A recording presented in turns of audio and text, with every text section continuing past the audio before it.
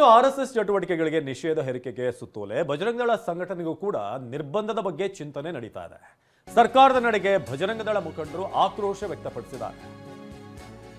ಕಳೆದ ಒಂದು ವಾರದಿಂದ ಆಲ್ಮೋಸ್ಟ್ ಆರ್ಎಸ್ಎಸ್ ವಿಚಾರವಾಗಿ ನಡೀತಿರುವಂತ ಜಟಾಪಟಿ ನಿಮಗೆ ಗೊತ್ತು. ಈಗ ಬಜರಂಗದಳ ಅದಕ್ಕೂ ಕೂಡ ಕಡಿವಾಣ ಹಾಕೋದಕ್ಕೆ ಚಿಂತನೆ ನಡೀತಿದೆ.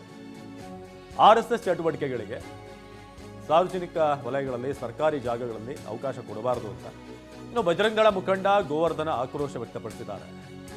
ನಮ್ಮದು ದೇಶ ಪ್ರೇಮಿಗಳಿರುವಂತಹ ಸಂಘಟನೆ, ನಮ್ಮನ್ನು ಯಾಕೆ ನಿರ್ಬಂಧ ವಹಿಸ್ತೀರಿ ಅಂತ ಕೇಳಿದ್ದಾರೆ.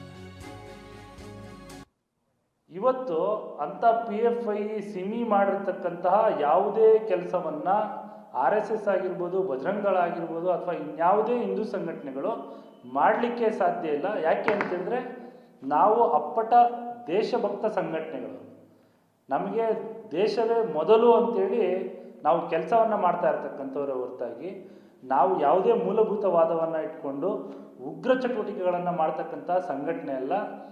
ಇವರು ಏನಿವತ್ತು ಬಜರಂಗದಳವನ್ನು ನಿಷೇಧ ಮಾಡ್ತೀವಿ ಅಂತೇಳಿ ಹೇಳಿಕೆಗಳನ್ನು ಕೊಡ್ತಾ ಇದ್ದಾರೆ, RSSನ ಶಾಖೆಗಳಿಗೆ ನಿರ್ಬಂಧವನ್ನು ಇರ್ತಾ ಇದ್ದಾರೆ.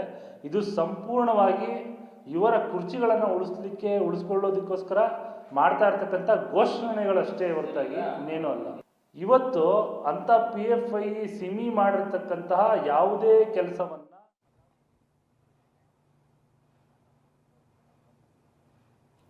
ಇನ್ನು ಆರ್ಎಸ್ಎಸ್ ಚಟುವಟಿಕೆಗಳಿಗೆ ಸರ್ಕಾರದಿಂದ ನಿರ್ಬಂಧ ವಿಚಾರ ಮಂಗಳೂರಿನಲ್ಲಿ ಕೆಪಿಸಿಸಿ ಕಾರ್ಯಾಧ್ಯಕ್ಷ ಮಂಜುನಾಥ್ ಭಂಡಾರಿ ಮಾತನಾಡಿದ್ದಾರೆ. ಪ್ರಿಯಾಂಕ್ ಖರ್ಗೆ ಕೆಲವು ಮೂಲಭೂತ ಪ್ರಶ್ನೆಗಳನ್ನು ಕೇಳಿದ್ದಾರೆ. ಇವತ್ತಿನ ಸ್ಥಿತಿಗತಿಗೆ ಸರಿಯಾದಂಥ ಪ್ರಶ್ನೆಗಳು, ಅವರಿಗೆ ಸಂಪೂರ್ಣವಾದಂಥ ಬೆಂಬಲವನ್ನು ಕೆಪಿಸಿಸಿ ಕಾರ್ಯಾಧ್ಯಕ್ಷನಾಗಿ ನಾನು ಕೊಡ್ತೀನಿ ಅಂತ ಕೂಡ ಅವರು ಹೇಳಿದರು. ಸರ್ಕಾರದ ಸಂಸ್ಥೆಗಳಲ್ಲಿ ಅನುಮತಿ ಪಡೆದು ಕಾರ್ಯಕ್ರಮ ಮಾಡಬಹುದು. 2013ರಲ್ಲಿ ಬಿಜೆಪಿ ಸರ್ಕಾರದ ಅವಧಿಯಲ್ಲಿ ಈ ಆದೇಶ ಆಗಿದೆ. ಈ ಆದೇಶ ಯಾಕೆ ಜಾರಿ ಆಗಿಲ್ಲ ಎಂಬ ಪ್ರಶ್ನೆಯನ್ನು ಪ್ರಿಯಾಂಕ್ ಖರ್ಗೆ ಕೇಳಿದಾರಷ್ಟೇ. ಪ್ರಜಾಪ್ರಭುತ್ವದಲ್ಲಿ ಕೇಳುವಂಥ ಹಕ್ಕಿದೆ. RSS ಸಂಘ ಆಗಿದ್ರೆ ಅದನ್ನು ಯಾಕೆ ನೋಂದಣಿ ಮಾಡ್ತಿಲ್ಲ? ಈ ಸಂಘಕ್ಕೆ ಹಣ ಎಲ್ಲಿಂದ ಬರುತ್ತೆ? ಹಣ ಎಲ್ಲಿಂದ ಬರ್ತಿದೆ ಅಂತ ರವಿಕುಮಾರ್ ಲಿಸ್ಟ್ ಕೊಡಲಿ ಅಂತ ಹೇಳಿದ್ದಾರೆ. ಜೊತೆಗೆ RSS ಅವರಿಗೆ ಲಾಠಿ ಹಾಕಬೇಕು, ತರಬೇತಿ ಕೊಡುವಾಗ ಲಾಠಿ ಯಾಕೆ ಉಪಯೋಗ ಮಾಡ್ತೀರಿ?